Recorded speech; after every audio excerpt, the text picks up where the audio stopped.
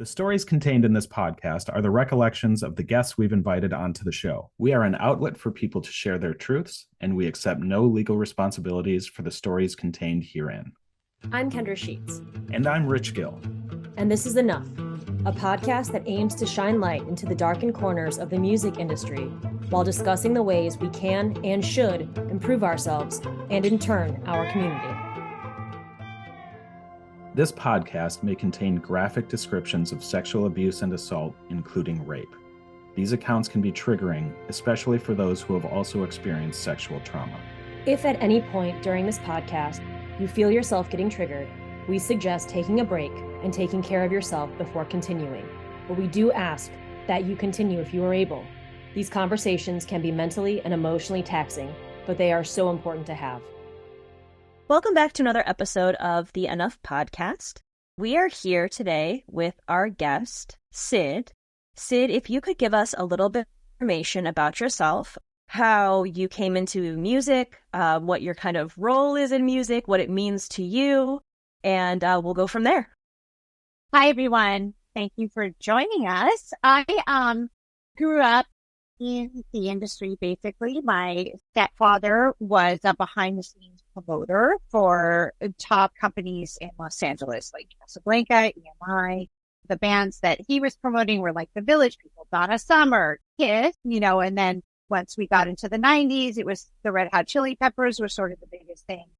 And I've just always had an ear for it. I remember being like 5 years old and dancing to Fame. But goth and punk has always stuck with me at my core of the things that really defined me and helped me understand who I was. Seeing Bauhaus's Bela Lugosi's Dead on like some sort of public access college radio station at like Of course. 12 years old, that changed me forever. I knew who I was. It's so bizarre to say that, but it's like I saw that and I knew who I was. That video, that's like such a striking video too, because isn't that the one where he's like hanging upside down and... Yeah, like a bat. Yeah. And there's some live spliced into it. So, and it's all black and white and super like grainy, like Nosferatu. The way you described it was really interesting, where you were like, I saw it and then I knew who I was. So many people have had that experience where maybe you're at the, 12, 13, 14, 15, right at that age where you're kind of forming who you are or getting more of an idea of who you're going to become. For me, it was like a start button. Like it just like started everything. The gates opened up. I started to realize like, hey, there's a whole world outside of like top 40s radio in small town Midwest culture. And I need to go to a record store and figure out what that is. Yes. And it was sort of like this weird epiphany where how did I not know who I was before? It's like the puzzle piece. Like I didn't even know that was a missing puzzle piece. Right. And then after that, my stepdad, because I was the alternative person in the family, the black sheep, I was the one that he started to be like, oh, maybe there's like, this is the future and maybe there's something to this. So he would start playing me like new wave. My dad definitely tried to monetize on it and was like, who's good, who's not, and would play it for me at very young ages. Like, interesting. So kind of using you as like an A&R person. Oh, totally. Absolutely. Like, I think that was absolutely what he wanted for me was to become an A&R.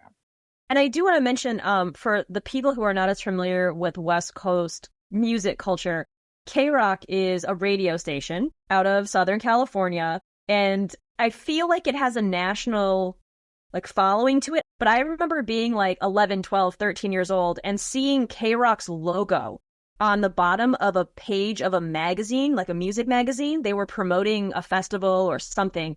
And like, I was obsessed because in my head, I was like, other places that aren't where I live play good music on the radio, which I don't have. So I'm giving my whole support to this one radio station that is like 17 states away from where I live right now.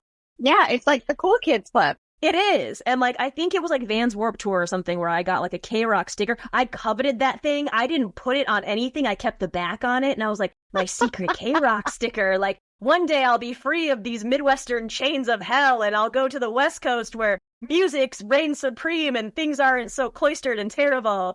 And then I went there and I was like, oh, that's all right. That's the same thing with me. Like I remember seeing someone on 120 Minutes or Headbangers Ball would be wearing like a K-Rock t-shirt. Rodney on the Rock. It was Rodney on the Rock, and it was like at late hours on Fridays and Saturdays. Yeah, it was like all the cutting edge stuff that was like helping you question authority. But then also like prior to that, as a kid, as an elementary school child, was backstage at shows. Do you remember when you were backstage when you were younger, were you properly understanding some of the like risque or illegal things that you might have seen? So that's a really great question. I don't want to get too depressing, but honestly, I think at a very, even prior to that, in like, I don't know, like 4 or 5, I started to realize that everyone around me, because of the horrible shit that was going on to me at that point, I realized that the adults around me were insane. And so I just did the best I could to like put on a mask to be what they wanted. I absolutely saw and knew everything that was going on. Did you also realize like hanging out backstage is not something that like Right. not a lot of people get to experience that, especially at that young of age. So were you aware like my classmates don't do this stuff? And I loved it. It was amazing and fun. And it was normal for me. So there was this like, but yeah, I mean, I did understand that, but also at the same time, like a lot of the kids that were around me, were also industry kids. And so, Okay. Yeah. classmates, of course, especially since I went to this really strict religious school, that was where the dichotomy started, aside from, the incest, which we'll get into, but like where I realized that not everybody had this life. I mean, I just oddly, I just understood that. Like, I just feel like I've known that always. Like, I don't even remember when it happened, like I do with the Bauhaus video. The thing I was traumatized was the dichotomy that my parents wanted me to be really disciplined and God-fearing, extremely God-fearing, and almost like Episcopalian, as Dennis Miller says, is like Catholic light. I mean, it was like worse than the Catholic schools that were around us, where we went to school 6 days a week, church 6 days a week, and a lot of like, you're already a sinner, you're going to burn in hell. And so if you're doing anything sinful, then it's a million times worse. So you said that you saw the video, you started taking in more of this type of music, a little bit more towards like goth and punk and even like a little new wave. And you mentioned talking about like how that music was able to kind of like recognize some of the darkness that you were going through. Let's talk a little bit about some of the darkness that you were going through. All right, go for it. So my mom, my biological father basically left during her pregnancy with me. She was like 23 when she actually gave birth to me. So she was like 22 when they found out. And he left. And he was a photographer for Rolling Stone magazine. She obviously did not have a man. And so I was sort of like back and forth. My grandmother and great grandmother, her mom, lived in Dallas, Texas. And so I was like back and forth there. My mom was like in California doing a young person in California in the 70s. I was born in 1970. And she met the man who became my stepfather. Then she was sort of back and forth between visiting me in Texas, basically. And they hooked up when I was 2. When I was back home in Texas with my grandmother, she had a boyfriend who was, basically my step grandfather, because her husband, my mother's father, was dead. And it definitely started in infancy because he was there in the room when I was born. And I started having infections right away that the Texas doctors were telling my family was that I was allergic to bubble bath. I was getting all sorts of infections. And then once I was old enough to realize what was going on, I was like probably 2.5 or 3, he would come into the bedroom at Grandma's house every night for years. And then when I was 6, I think my mom married. And then we moved to the Bay Area. And then my grandmother got cancer. So my mom hospiced her. So my step grandfather was living with us. Long story short, it went on for 8 fucking years. From the time I was fucking born, Texas doctors being like, this is, bubble bath. But I still got the infections after they stopped giving me bubble bath. And then it just went on forever. And once Grandma died, he wasn't part of the family anymore. They luckily never married. But basically, when I was much older, I found out that everybody in the family, apparently except for my mom, knew that he had been in prison for molesting his own 2 biological daughters prior to all of this. And my grandmother was so weak and pathetic, who I idolized as a child, that she knew. And, it's just the classic story. They just let it happen to keep the man. Finally, when Grandma died, it stopped. And I was 8 years old. And then I was in religious school where they were telling me that if you were doing anything like any of this, and not just being born a sinner, you were like, just basically inherently a very bad person. So you went from experiencing this awful abuse for the first 8 years of your life into this schooling that basically told you like, oh, all this stuff that happened to you, you're a sinner for it. And kind of like it's your fault. It's your fault. It's your fault. And I think that's why at such a young age, I realized there was something wrong with all of this. So I spent the first basically 12 years of my life hiding this because I thought it was my fault to me. And I finally told them. And I told them about the incest. And I told them I'm not going back to religious school. And I'm just not doing it. I'm not doing it. And that was when everything didn't change with them, but it changed for me. Yeah. Wow. That like the bravery to, at that age to finally be like, okay, this is what's been happening. Coming forward like that. This is what, yeah.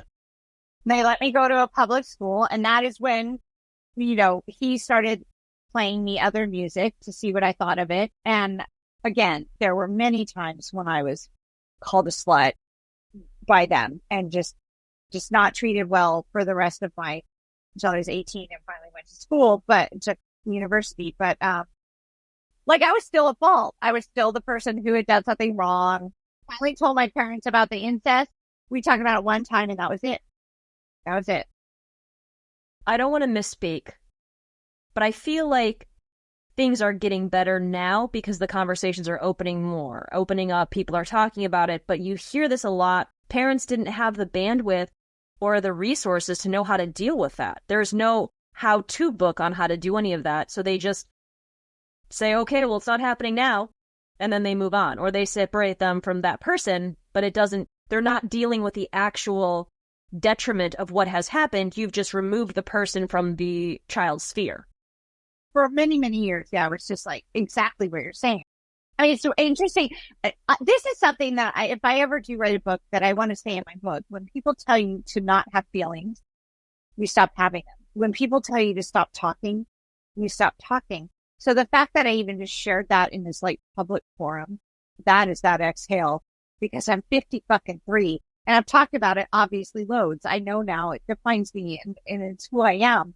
And I've shared it with everyone who is close to me at all. And yet sharing it with you guys, there's still that like 5-year-old fear, 8-year-old fear, 12-year-old fear. When you tell someone, it feels a little better. Then you tell another person, it feels a little bit better. The more you're able to say it, the more freely it starts to flow. And the less it takes to kind of push those words out. I still feel fear when I talk about certain aspects of the abuse that I faced in past relationships. And I still feel triggered, or that emotional, just that emotional guttural response that your body is prone to do. It physically is doing what it's supposed to do, which is flip itself on. It's like when you're in the hospital and you have the cortisol, I call it the cortisol pump, because that's literally, as you're saying, Kendra, and I thank you for sharing that. That's like, it's a gut, like, and then this like toxic wave of juice flows through you. It's like a toxic chemical was released in your body. Yep. Yeah. But also you're almost in kind of like a fight or flight situation where you're like, I just said something. How is this going to be received? Do I need to back this off? And every time that it's received without any confrontation, your neurons connect themselves in a more positive way where you're like, okay, I can talk about this. Okay, the adrenaline's starting to go down. Okay, less adrenaline next time we talk about this. All right, we're starting to center. You have to do a ton of work to get yourself to even get to kind of a homeostasis when you talk about severe trauma, where your body won't just hit the trigger, hit the button, but it takes a long time and it takes a lot of effort. And sometimes people just can't get there. And that's not a negative thing. It's what your body's supposed to be doing. It's just unfortunate that it's what it does because it wrecks your insides for a good 15 minutes. Yeah. And I do want to say that, like, it is okay. Not everybody is able to articulate this or even feel what you feel when you're triggered in this way.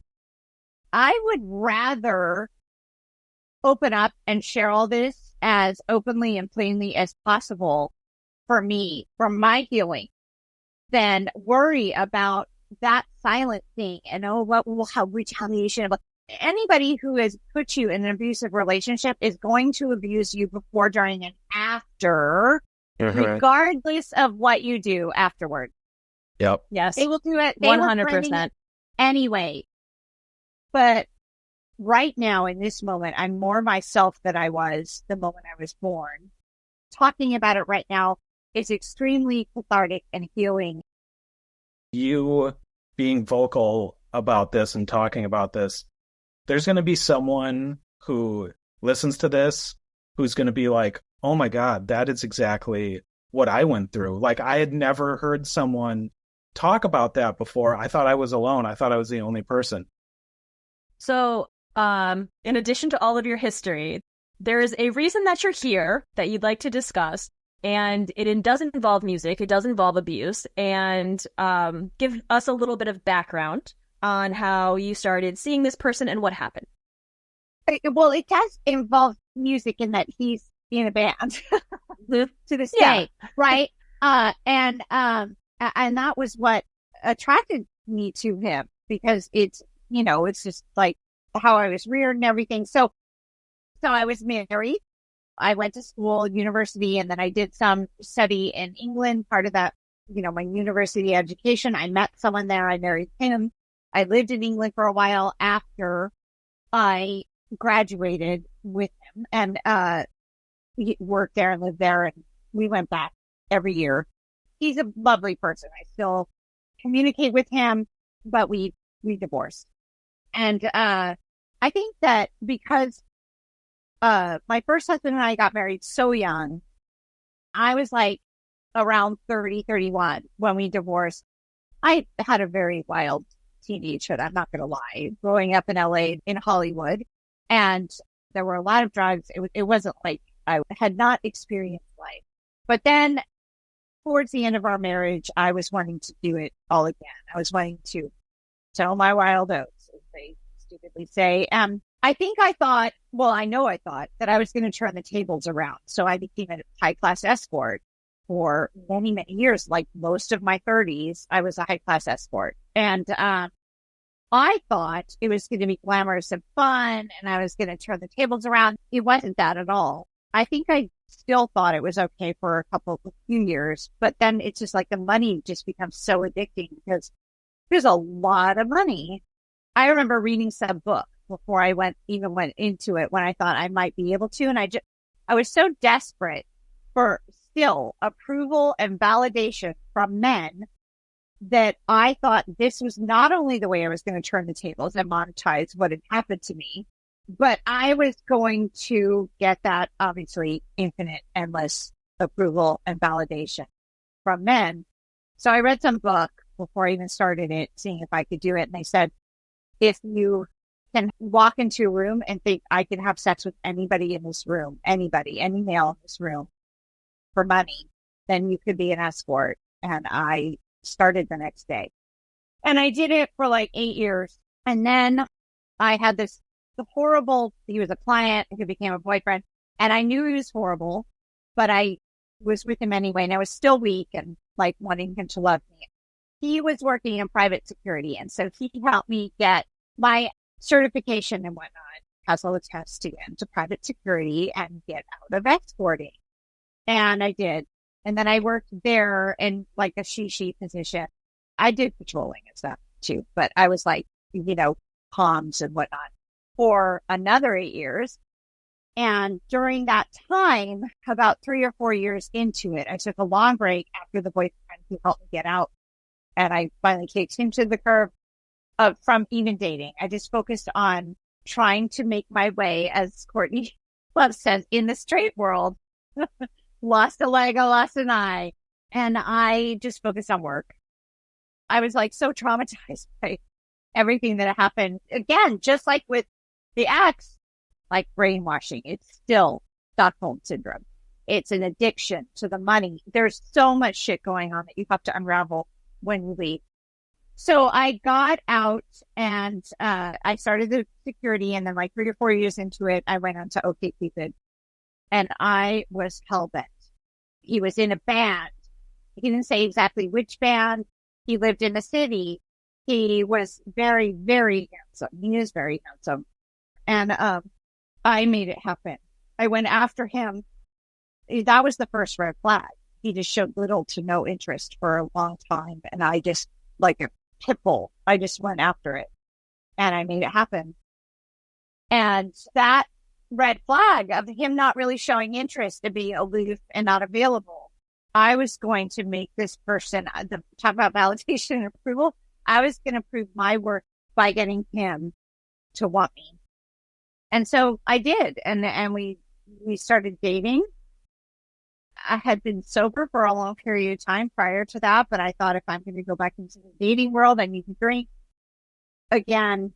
And I did, to meet men. So our first date became 3 days, and we drank and drank and drank.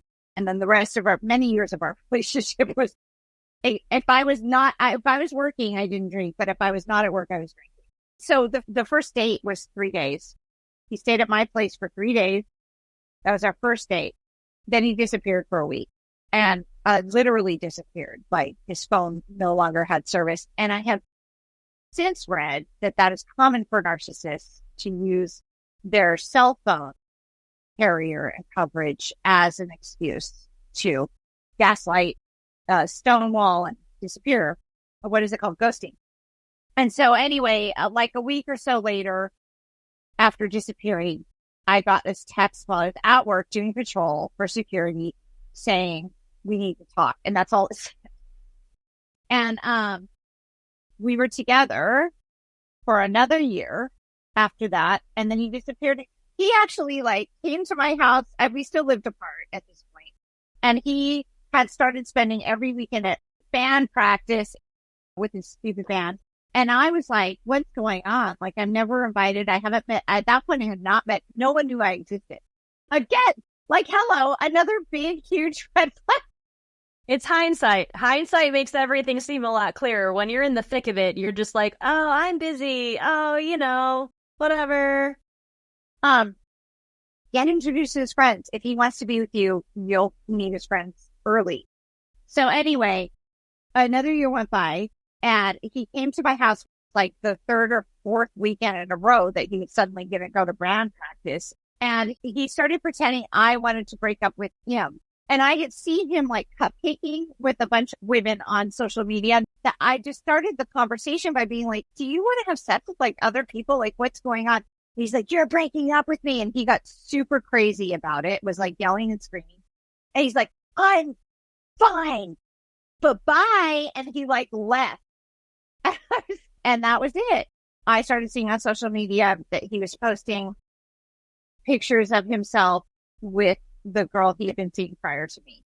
So basically, he kind of did large scale what he had done initially. So you guys had this big, epic, long 3-day date. Then he ghosts you. He goes dark, and you don't talk to him, see him, whatever. And then he follows up with hey, we need to talk. Then you guys get back into it. You're seeing each other all the time. You're hanging out all the time. He's over every single weekend. And then he starts to kind of disconnect slowly, and he's going away. And then finally he was like, you know what? Fine. You want to break up? You have a question for me? Whatever. We're done. And then you have that instantaneous cutoff again. And then he starts popping up on social media with ladies, or all lady. right? That's literally right. But prior to that, the reason I started asking him the questions is because I started to notice he was communicating with other ladies. And I do want to say, it wasn't just the weekends. He was basically living at my place. And then all that happened. Yeah. Yeah. For a second, I thought you were going to be like, it wasn't just the weekends. He was going for like weeks for band practice. And I was going to be like, bands need a lot of practice, Sid. Sorry. Yeah, no. He was basically living with me, and then all that happened. Right. I'm like, I don't know. Yeah. So I think like 2.5 months went by. I saw some email, and I was literally with a colleague, and we were trying to find something I had documented at work prior to this, that day. And we were in my spam or junk folder or whatever, and I saw an email from him that was so stupid. And then we were together until now. I instantly took the bait. Then I moved in with him, and that was a whole fucking drama as well. That just so many fucking obvious red flags. And I moved in and I lived with him for a while. Then we moved to our own place together, and then we got married. And so that was like, 4 years into it. We were married for 6 years. How was the relationship? Was it mostly good, or were there once things settled down? Yeah. When you guys moved in together, when you got married, like, did you see the same patterns? Did you experience kind of the back and forth of all of this all over again? Or was he on best behavior for a while?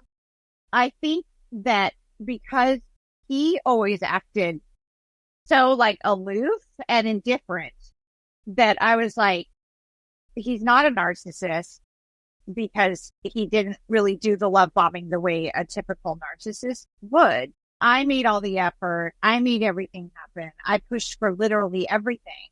And he was always like, yeah, I mean, of course, like he did a bunch of things for me. And like he was, playing the role of the his supportive partner who shares a life together and wants to build a life together. Mm-hmm, but I can't even tell you the number of times I would have to ask him, like, what are you doing? Do you want to build a life with me or not? I mean, over and over again throughout the years, because he was like, I'm going to do the minimal effort because this chick is so fucking easy that I don't have to. I don't even know what he was getting from it other than like some sort of mental, emotional jerk off for a narcissist. But that was literally the way it was. I just did it all for him. Pretty much the way it was the whole relationship.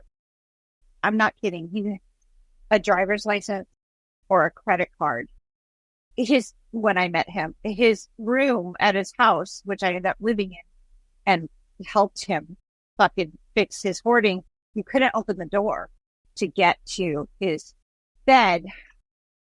I don't know. I don't really know. Like, what the hell? Who knows? It's like the sex wasn't even that good. It's at first, yes, of course, like they always say.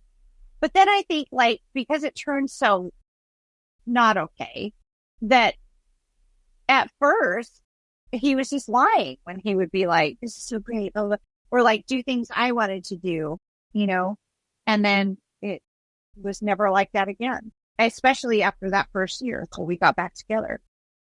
He would make me tell stories about me being an escort during sex. Like, it was never just us bonding and communicating and having any sort of real experience.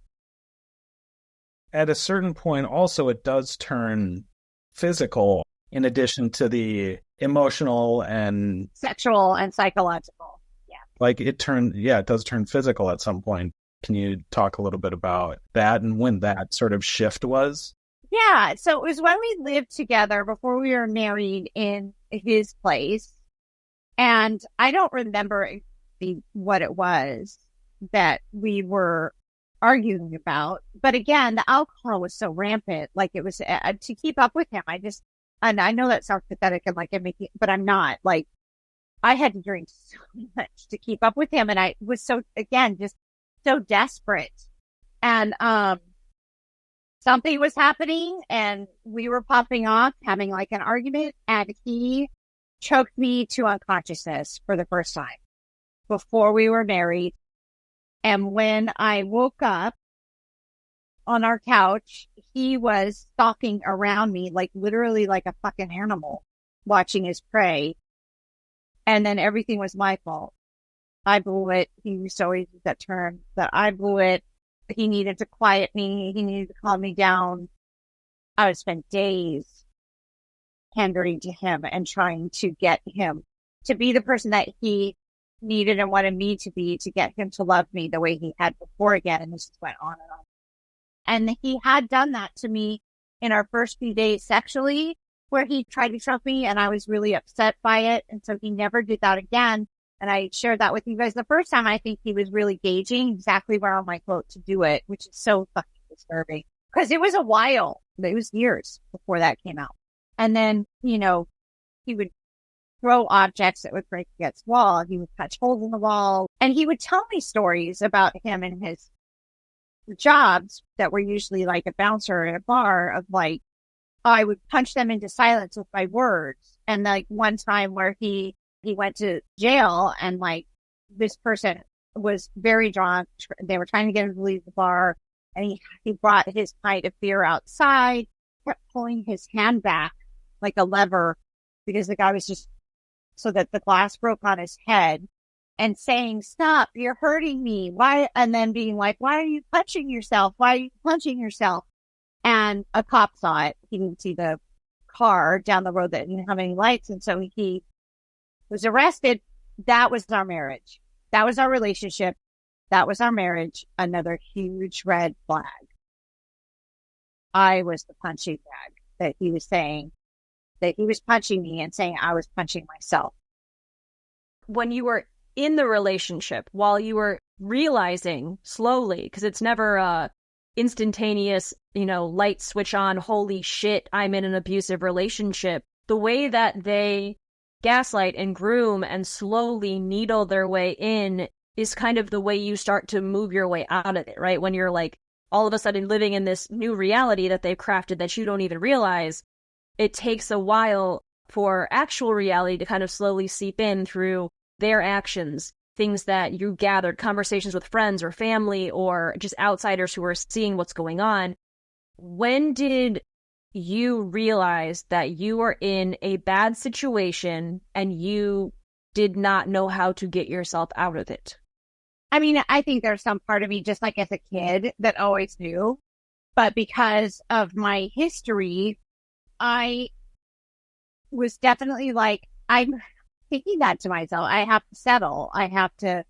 This is what I deserve. This is all I'm going to get. No one's going to put up with me having been an escort.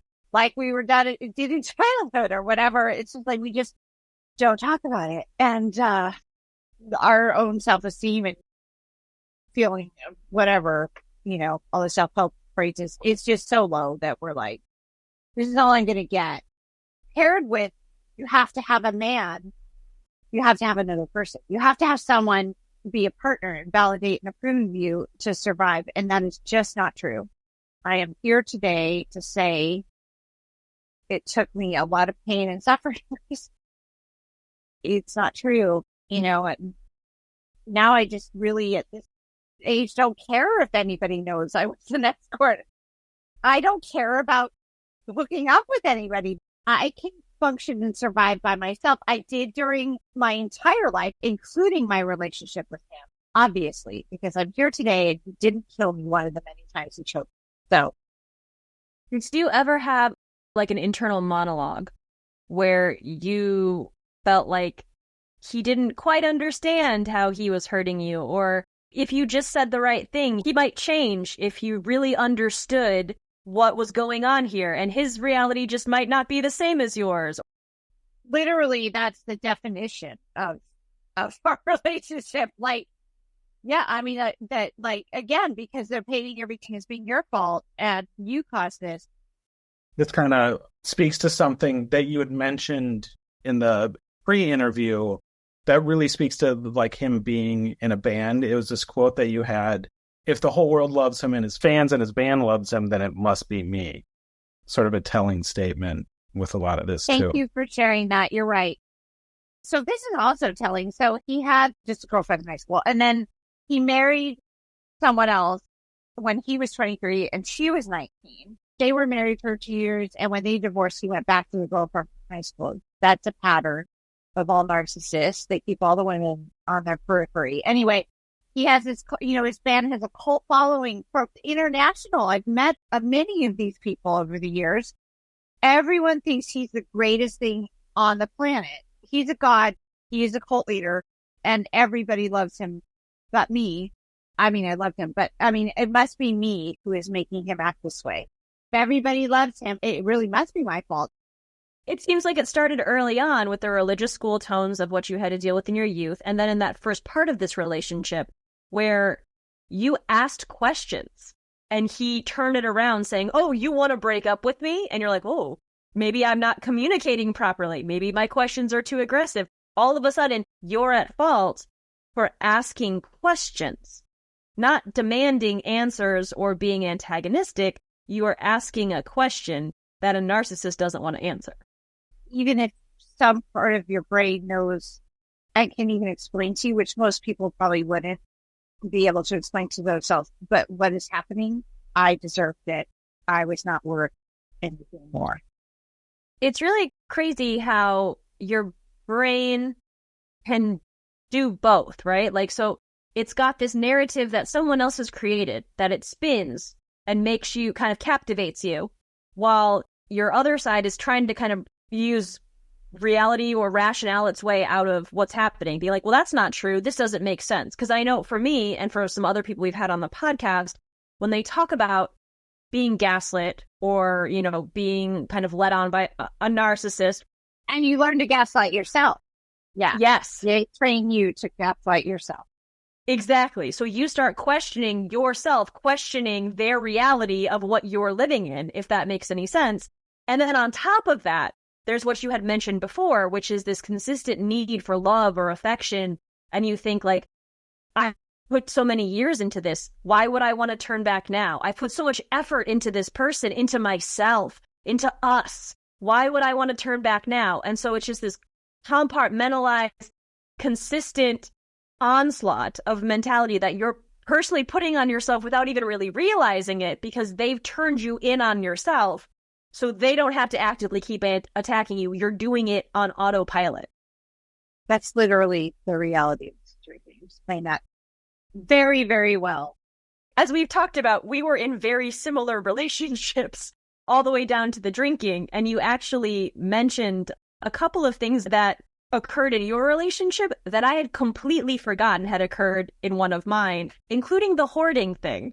I had just had the weirdest flashback when you were mentioning that to the relationship that I had previously discussed on the podcast. I forgot that I ended up cleaning his room for him in his apartment because he'd been sleeping on the couch for a year or something because he just closed the door after his last relationship. It was so detrimental that he threw all his stuff all around his room, shut the door, and never opened it again until one day I was like, why do you sleep on the couch? And then he showed me, and I was like, holy shit, no one lives like this. Let's clean your room. And I spent 2 weekends of my time, instead of doing my schoolwork while in college, cleaning up a grown man's fucking mess and taking his ex-girlfriend's clothes to Salvation Army. Yeah, we're ex-girlfriend clothes. That shit. That I can't fucking believe it. And of course they have to point it out. It's a triangulation, you know? There was always, like I was mentioning about the porn earlier, always triangulation. Like always somebody else in the relationship with you. Always. Even if they're not physically there. They're never physically there, but there's always somebody else there. I'm going to start putting my name and phone number on all of my clothes in case one day it ends up at an ex's house and a woman finds it, and then she's like, wait a second, and then she can call, and I'll be like, run away. Yeah. It won't matter. When you're in it, you're so far in it that no one's commentary is going to get you out of it until you decide to get yourself out of it, which is one of the very unfortunate, complicated parts of all of this. So eventually there was a moment where you really do realize what sort of situation you're in and that you need to remove yourself from it. Let's get into that. So it was moving very close to his parents. It was literally the same day or the next day that we moved, and I realized his parents had cut a key for our home that we bought together that he had had no credit to buy for several years prior to that, they didn't invest any money. It was us. They had cut a key, and my key for some reason wasn't working. And this is literally within a day or two. And I had to get a new key. And then his mom would multiple times a day be out front and just calling me because he'd come back to California to pick up the remainder of our stuff because for some reason, just like the laundry, nothing could ever be completely finished. And everything like part way. So we then moved with professional movers and then there was still shit here. So anyway, he came back and then his mom was just there multiple times a day. Hi, and inside, no like consideration or like it was their house. And then when he got there with his friend who had helped him do the final leg of the move in my van, by the way, she just ran the kitchen like it was her own. I mean, that's what she was doing all day, every day. She was bringing shit over and doing shit around the house. And I was just like, I didn't even know what to say or what to do. It was like 108 degrees outside. They were telling me to put my dogs outside. Like you said earlier, I uprooted literally everything. I had a thriving business. I gave it all up, my entire network, my friends, and moved there to be close to his family because apparently they were aging and needing our help. And he would walk around the house having like work calls on his headphones, and I had no space to try to build my business and do my work. And he would turn on the water every single time, every time I was on a client call in the background and start washing dishes and whatnot. And I had no place to be because he took the office. I obviously told him multiple millions of times, please stop turning on the water when I'm talking to you. This had already been an issue 3 years prior when we were on the cell phone together. He would turn on the water. It was definitely a strategy. And then I started getting a couple of clients. He would complain about it, even though the whole promise was that we could use this new house and the backyard and everything to build my business. I could branch out into a whole bunch of new different things. Like I moved here to do this, and he told me that that was what I was going to do here. And now you're saying, and then so those clients, like he got drunk, super drunk, and passed out at like 7 p.m. and the mom was going to be there at like 7:30 or 8 to come pick up her dogs. And he literally passed out on the kitchen floor. And at this point, we weren't even like sharing any time together. Like if we did share time together, again, it was drinking. I would take him, and I had been sober for like 3 years prior to this. I would make us and drink together so I could have some time with him. Otherwise, he'd just be pacing around the house on the phone, drinking excessively, talking about him and his band until he just went in the other room and like, I just didn't exist. And it all became really obvious the night he got drunk and passed out on the floor. When my clients were supposed to be coming over, I called his parents. They came and picked him up. And it was really just like the night he tried to choke me, just very much like, just no talking about, like, we need to fix it. This is not right. Nothing. They were bothered to come and drive over to pick him up. They lived like 2 miles away. And that was it. I told him right after that, I'm going to start saving money because even though I wasn't really making anything, I'm just like, I'm going to start saving money because thing here. And I don't know where this is going. And I don't feel like this is my home. And you are still drinking and you are sabotaging my business and you are not getting help with your anger. You're also still throwing tantrums and throwing things around and you're not getting any help with any of this. And I set some deadline and then that didn't happen. And then he got fired from that job that had brought us there in the first place. And I was like, I'm moving back to San Francisco. If you want to come with me, you have until January 1st to go to AA, get help with your anger management, get help with abuse. Angry people don't always drink a ton of alcohol. People who drink don't always get super angry. Abusive people don't always drink or get super angry necessarily. It's like they're all three separate things, right? People that are angry and get drunk don't always choke their wives to unconsciousness. That is not normal. And I was like, you get help with all three individually, and you get a job. by January 1st, or I will file for divorce. And he chose to come with me. And again, it's just like it was all on purpose. So I was like, you got to go. And he went. I know that he's with someone else now, has everything that he apparently didn't want with me, the kid and the dogs and everything that was my fault and was the problem in making him act the way he did.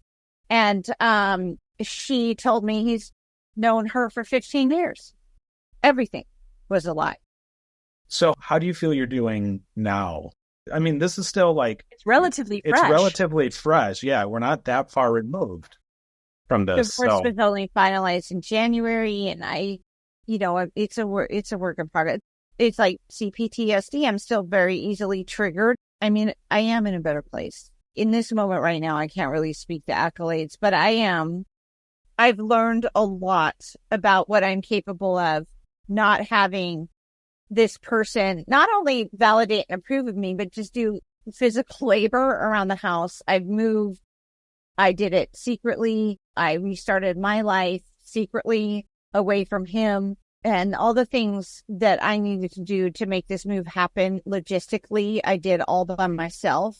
That is phenomenal, because you think you can't and you can, and then it's done. And you're like, yes, I'm stronger because I've done things I never thought was possible. And I'm grown closer to being the person I wanted to be, not the person that he told me. Everybody prior to this told me I was.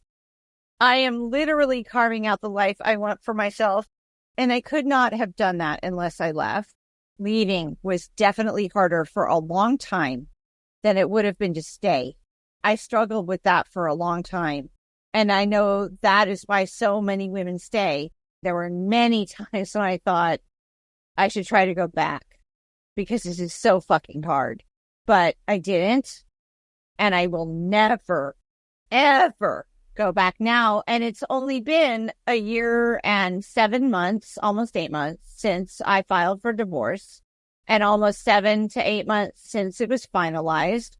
And you are so much stronger than you know. You are capable of so much more than you know. There's a ton of government programs. If you have kids, if you are low income, there's so much shit you can reach out for to try to get the help. Just get it. Because I know that it will get easier over time. But honestly, until the day I die, I will never not be looking over my shoulder, because that's what these men do. And he could still come back just because I had the audacity to leave. Because I had the audacity to not comply and be the person that I truly am underneath all of this bullshit. And I had the audacity to stop needing his approval and validation. Those are the men that kill. It's the audacity. And killing for them is still part of the whole circling back, like I talked about earlier. So these are the bullets. I mean, be honest with yourself about the red flags from the very beginning. I knew they were there. I saw them. And I thought that's what I deserved, and I couldn't do better. All these other people around the world think, I thought, oh God, he's a god. And if they all think he's a god, then he must be. He's not. If he's treating somebody like this. Research abuse in its many forms. Read things. I would say, why does he do that? And the abusive personality. 2 books that were really, really helpful. Look up resources, like I just said, government resources. Domestic violence groups. There's a lot of shit online that you could just attend online. Start talking about it. Tell your friends. Take pictures. Document things. Seek validation and approval from other people. That is why humans are social beings, and we need to relate to other humans, is that the validation and approval, he's not going to give it to you. Get it from other people. Give it to yourself and make a plan. Like I said earlier, I started planning early. I told him I started planning early. He cared so little about me, which is definitely whatever your asshole is. That's what he does not care. That he didn't care. He just let it all happen because the drama was better. Empathy, introspection. Is he empathetic towards you? Does he look at his faults and admit them and then try to act? Does he lie and say he's going to, and then there's no change? Does he try to communicate with you? in a two-way way, or is everything always about you? Or even if he says, okay, yeah, I did that wrong, is it really a lie and you know that inherently? No contact and gray rock, super hard, but they work. So if you have to have contact for any legal separation, gray rock, no emotion, very, very streamlined, as few words as possible, and no contact when you can. When it's all legal, do not contact him again. Do not communicate. If he reaches out, ignore it. Get cameras everywhere and anywhere, outside and inside. Do not underestimate the lengths that they will go to maintain control years afterwards. That's what I was saying about it really is until death do us part, because he will get bored of whatever is going on a month from now, a year from now, 5 years from now, 25 years from now, and he will come back. No matter how brutal it is when leaving, it will get better. And you can do this. Enough is a podcast centering on surviving abuse, harassment, and assault in the music scene. To help get the word out, please like and subscribe and share with your friends. If you have been on the receiving end of harm from someone, be it artist, venue owner, booking agent, audience member, or someone else, and would like to share your story on a future episode, please reach out to us at thisisenoughpodcast@gmail.com. All correspondences are kept confidential.